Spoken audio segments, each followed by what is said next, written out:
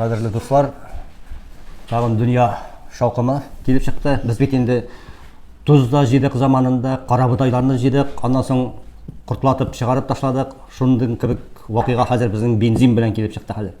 Мен ақыл сатыра жерім, өзімде автохәуескер, шуңа көре қайбір фикірлерін айтасы келемін. Ауылға қайтқанда яғылықны тиешінше алабыз. Менің канистрларға тутырып, бүтін гаражны тутырырға есебім де жоқ, тутырмайым да. Тәртип ил жетекшілігі еткенше тәртип ол бригадаларда орнашырға тиіс алла берсе.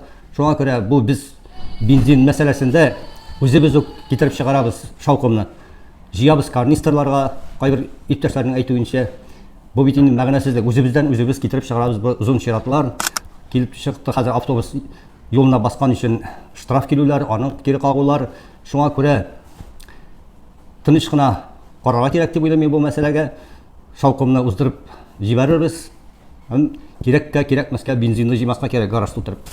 Тағын шондайда хабарлар келіп естілді. Шақси азиысларда, яғыл станцияларында бензиннің литрін 92-нде, 95-нде 150, 140, хатта ки иштімше 200 сумға саталар деген сөздер келіп естілді. Андан соң интернетте барлыққа келгеннен хабар, бензин кетіреміз 150 сум төлеңіз, канистр бушқа дейді. Бұл хабарларға ышанмасқа шақырдық құқық сақшылары, полиция. Шуңа көре